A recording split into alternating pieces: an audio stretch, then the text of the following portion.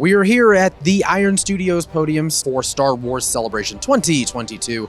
We're going to get right into it because there's a lot of pieces that Iron Studios brought to Star Wars Celebration. Starting with Jabba the Hutt, a deluxe statue, 1/10 scale. This is entirely sculpted. This is fun. There's a lot of different accoutrement that is on this piece. And of course, you've got Jabba the Hutt in all his glory. Sculpted pillows, sculpted cups, and some food there, unfinished. And of course, Salacious Crumb, just hanging out right there. There's so much incredible detail on the little furs coming off the side of his mouth, on the folds on his back, and on his legs. And that base, just so very imposing. And it carries around in complete 360 as well. Again, the Jabba the Hutt Deluxe statue, it's a 1/10 scale, as everything is that you're going to see here. Available for pre-order right now. Moving along, we've got the Ahsoka Tano 1/10 scale statue. Now this is such a beautiful piece. You can see Ahsoka Tano in all of her, her killer motion there. There's details on the saber, on the hilt itself, her gauntlets, everything. The tendrils, again, are so great with incredible likeness to Rosario Dawson. Now she's actually on the planet Corvus. You can see that rooted base that she has as well. It looks so good. There's a bit of rubble, a bit of muck down there, but again, it just feels so alive, and they've done such a great job of capturing that alive base of Ahsoka Tano. Now, hello there, ObiWan Kenobi. It's the 1/10 scale statue, as seen in Revenge of the Sith, Episode 3. You've got that incredible blue lightsaber, but look at that base there. You can see the smoke bellowing from what looks like a destroyed engine there. If you get the right light under that, there's bound to be some incredible translucence there. Now that base and that texture carries up into that rock that's right underneath that feet. Now this piece is so impressive because it is entirely sculpted, but yet the tunic, the tabards that he has, those boots, and of course that big cape, it is all sculpted, but it looks so much like fabric. It is unreal, and I'm standing right here. It looks incredible. Then of course he's got that clone armor that carries up into his wrists and his hands. Now, a very interesting piece is this General Grievous deluxe statue here. Again, also up for pre-order.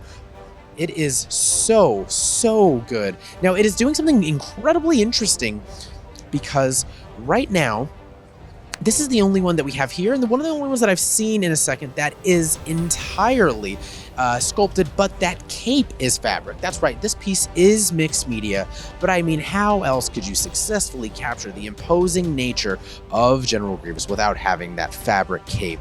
Again, with a very similar colored and temper, it has got some more rubble there, and you can see them fated to be locked in battle. Now again, General Grievous and all 4 of his lightsabers are available for pre-order right now. Now we've seen one throne, let's look at another throne. We've got Boba Fett and Fennec Shand on throne here, another 1/10 scale statue, as seen in that very pivotal scene, the end of The Mandalorian.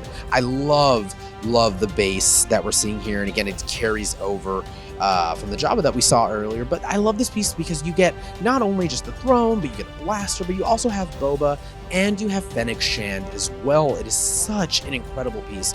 I mean, and for the value that Iron Studios is providing with this, you get so much back on it. You've got all the incredible detail on that new suit that we saw, and we do see in Boba, and of course, that incredible orange pop and black that we see on Fennec's legs there. Just such a cool killer style, almost like she's an assassin. She is. And you can see that blue bottle that she's holding as well, with incredible likeness to Ming-Na Wen. Now, staying within The Mandalorian, we've got Luke Skywalker and Grogu, plus R2-D2. We're going to do these together because these pieces pair so well together. That's right, those bases, as you can see, they can just be pushed together. They don't technically connect, but they can push together and be seamless to make it look like one scene.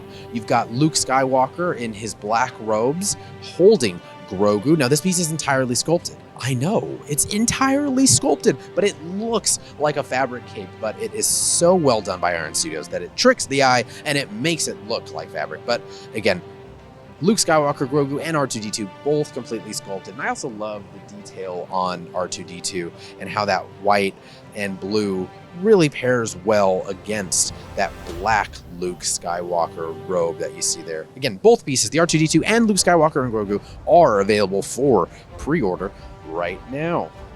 Now we're going to move on up to the Mandalorian and Grogu 1/10 scale statue. Now, this is such an impressive piece because it kind of captures one of the more, sentimental moments in what's becoming all of Star Wars. And this is such a kinetic piece. There's so much motion, but you can put so much of your emotion into this. Again, sculpted, it's got a bit of battle damage on the pauldrons right above that the Mudhorn insignia. And you see Dingerin and Grogu just embracing each other, and I just love that it's more of a static pose. This is more of a museum pose that Iron Studios has captured so incredibly well. It is an incredible piece that is up for pre-order right now. Now, maybe someone who's not as sentimental about Grogu, we've got Moff Gideon. This is the Moff Gideon 1/10 scale statue. Now again, it's got incredible likeness to Giancarlo Esposito, and it's got that incredible base that is going to pair so well with the Mandalorian that's right next to it that we're going to take a look at in a second.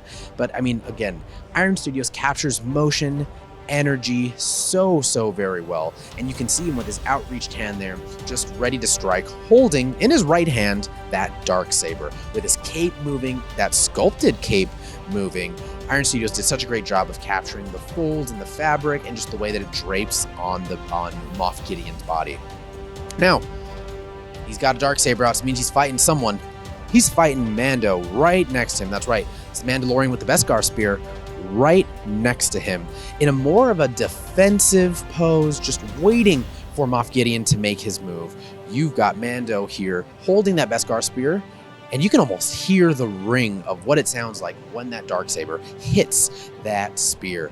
Now you can see Mando again completely sculpted with that similar base that Moff Gideon has as well. So these will pair together very similarly, just like you saw with that R2-D2 and that Luke Skywalker. Now again, the incredible folding and movement in Mando is so well done, especially since it's in not only 1/10 scale, but completely sculpted. Now, we couldn't come to Celebration without ending the entire show with the Mandalorian on speeder bike. Look at this piece. I mean, there is so much to love here. It is, you get a speeder bike, you get Mando, you get a jetpack that we're going to take a look at in a second, and of course, having the time of his life, it's Grogu. There's so much to do, and there's so much to see on this piece. I mean, Mandalorian by himself. You can see him gripping those handlebars, controlling this speeder bike. I love that they captured so effortlessly how well his feet just are sort of pushing on and off the pedals. You can see the texture on the seat himself, and the texture and the weathering carries over onto the bag that Grogu is in, as well as the bag above him. They've captured fabric, they've captured that billowing smoke on the base so well. You can feel the movement in this piece, you can hear the speeder bike moving, and that can only be done by our friends, Iron Studios. Such an incredible piece. Again, this piece and everything you're seeing here now is available for pre-order right now. And thank our friends at Iron Studios for joining us at Star Wars Celebration.